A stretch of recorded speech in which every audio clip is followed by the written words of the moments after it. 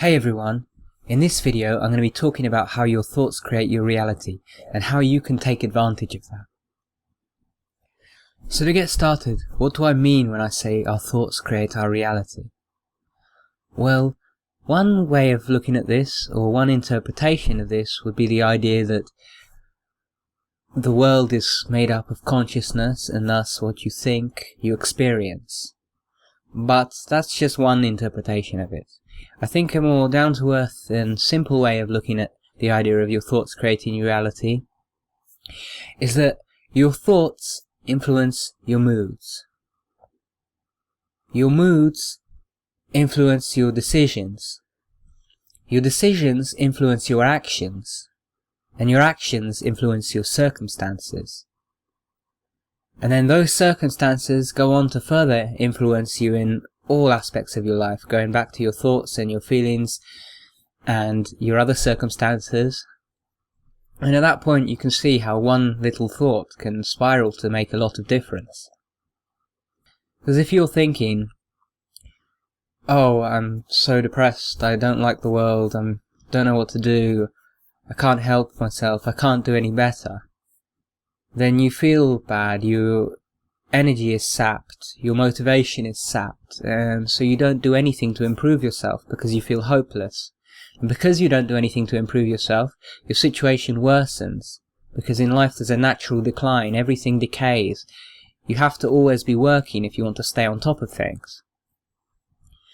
And on the flip side, if you're thinking, hey, I'm going to do great today, I'm going to ace this interview, I'm going to get the job, I'm going to be earning lots of money, I'm going to be doing this and that. If you feel like that, then you're going to take on more opportunities because you feel confident in yourself, you feel like you can do it. And when you take those opportunities, because you've actually taken them on, you're likely to get good things happening to you.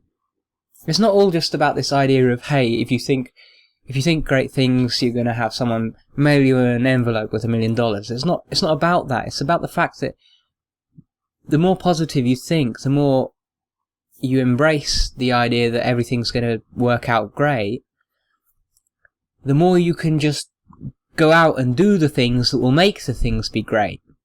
Because the thing is, if we work hard and we do our best, then naturally life is for the most part a positive and interesting experience. Yes, some bad things happen to all of us, regardless of what our thoughts are like or what we're doing in our life.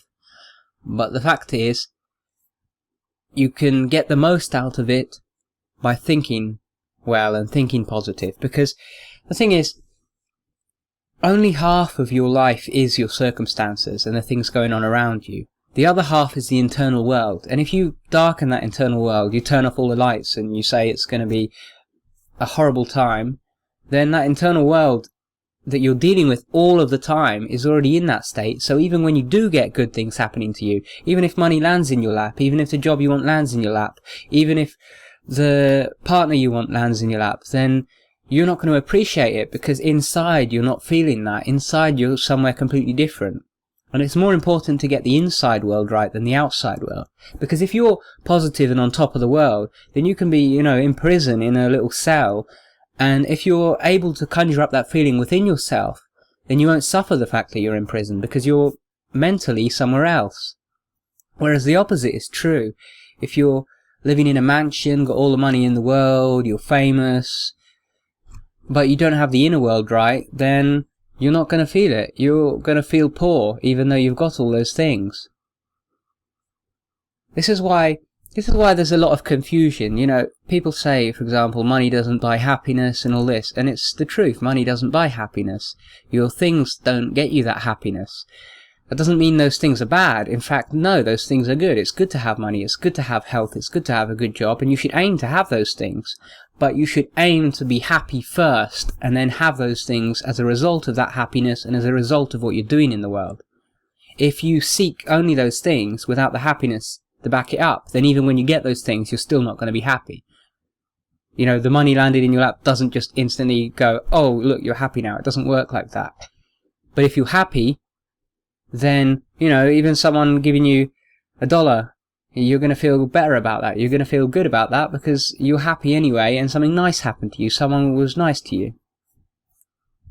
essentially, having the right attitude makes you able to appreciate what's there better, and able to see the opportunities for new change, for new starts,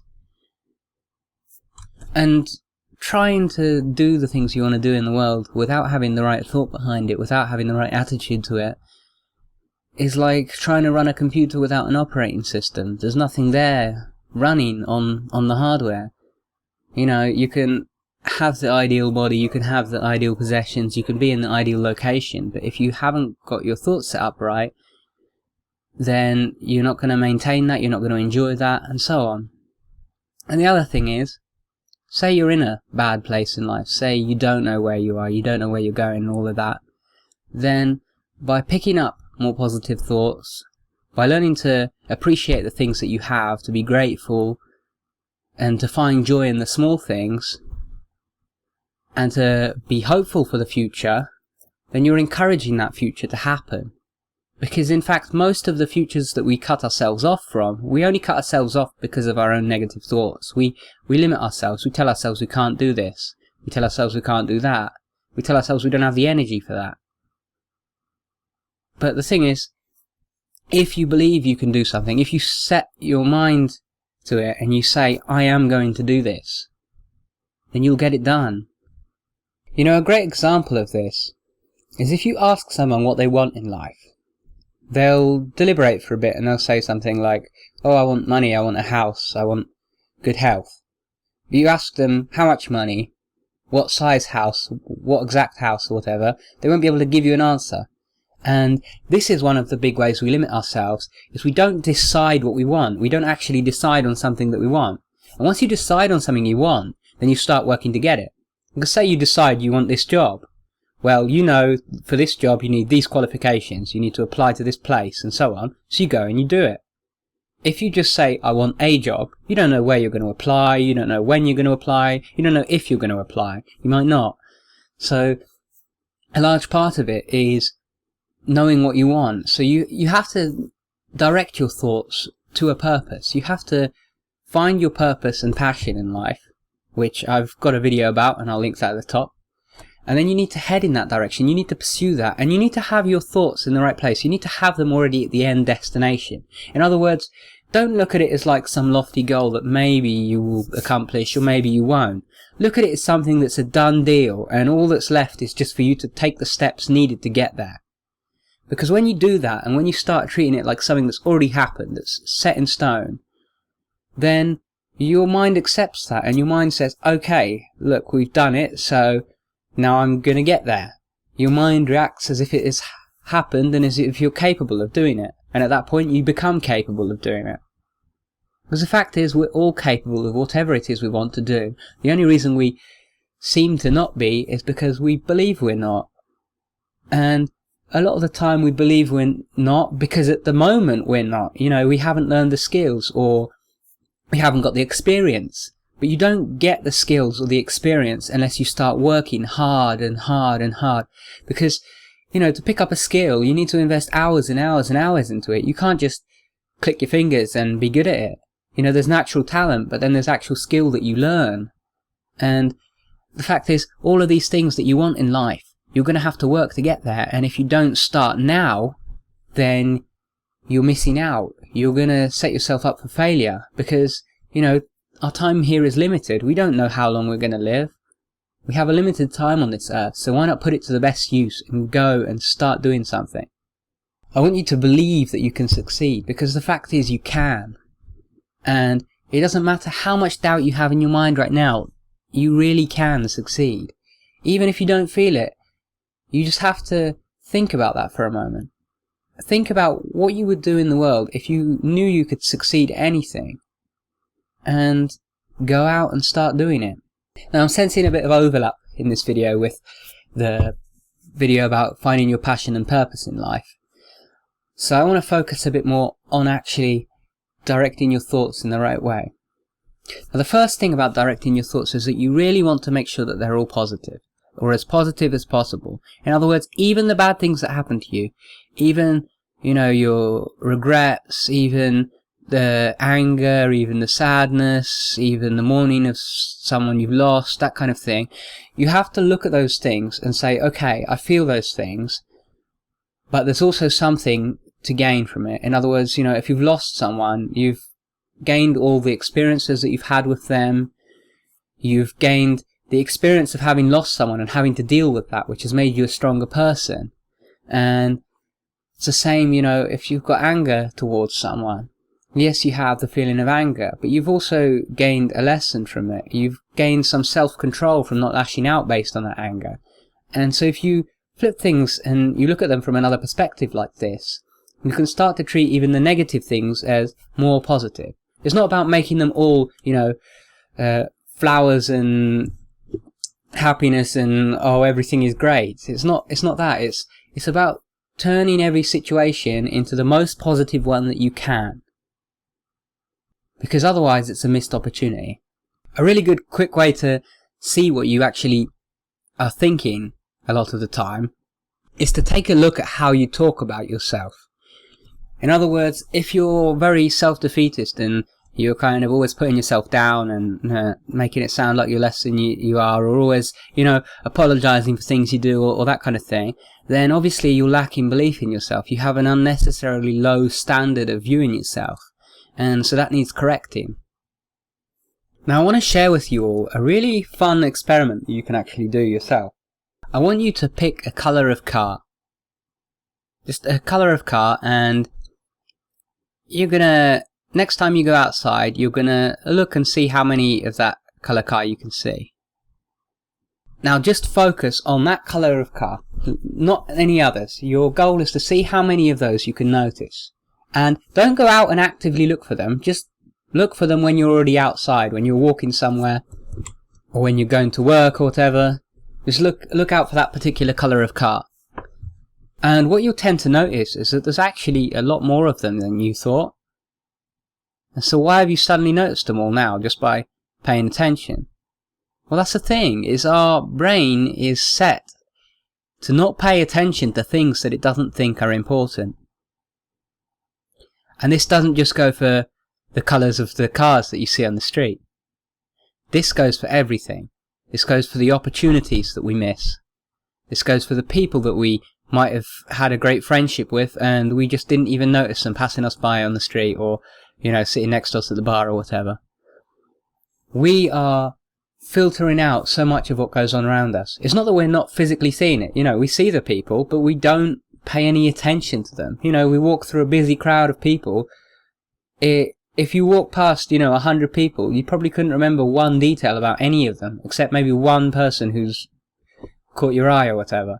But now, what you've seen with this exercise is that by actually focusing on a particular colour of cars, you're now able to see more of them. You're able to notice them where they already were. It's not like these cars have appeared out of nowhere.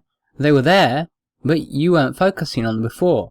So you can see how this will be helpful in other areas. If you focus on, positive things, on good influences, on wealth, on health, on being successful, on people being happy, on these kind of things, if you look for these things, you'll start to find them. So a second exercise I've got for you all is I want you to take a bit of an inventory of what you have in your house. I don't mean to count every single item, but to roughly, in your head, work out the total value of everything that you own. Now start doing that, and you'll notice this gets harder and harder because you start counting more and more little things, and you realise that actually we all have a lot more in the way of wealth, for example, than we think we do. And now if you start counting your friends and family and stuff, even if you're someone who doesn't have that many friends, if you just count, the family members that you care about and that care about you, you're going to realise you have a lot of them. And of course there are some exceptions to this. Not everyone has any family left. Not everyone has any possessions. You might be homeless or something like that. But, if you're homeless and you've actually managed to get the internet access to find this video in the first place, then you at least have that. And the point is, it's those little things that we don't count as our own things. Those are the things that are valuable and yet we take them for granted and we don't care about them. And we should be focusing on the things that we do have rather than the ones that we don't. And by focusing on these things, by focusing on the things you already have, you're also going to notice these things in places where you don't have them, and you're going to find opportunities to expand these things. In other words, by focusing on all the friends and family you have, you're going to find new friends, you're going to find new people that are great and that are suitable for you. And by focusing on the wealth and the health that you have, you're going to keep yourself healthy, you're going to find new wealth and bring in new wealth, and that's the nature of this. What you focus on, you notice, and when you notice things, you can seize opportunities. So I want to finish this video just telling you all to be grateful for the things that you have. Express that gratitude, thank the people around you, thank the universe, thank whatever deity or deities that you worship, thank anyone, thank yourself, and be happy for what you have. Look for the good in yourself, in other people, in the world around you, and think about the things that you want to attract to you, not the things that you're afraid of. Don't think about the things that you don't want in your life, because when you think on them, you're giving them focus. And when you focus on them, just like those coloured cars, you're going to notice them. You're going to find those things everywhere.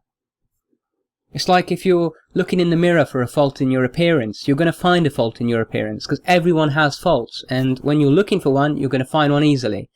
If you go into the mirror looking to see something good about yourself, you're going to find that. So take the positive side of it. Go for the looking for the positive, and you'll find it everywhere. That's been all for this video. I hope you enjoyed watching. If you did, remember to hit subscribe, and also give this video a thumbs up, and leave a comment on the subject if you like.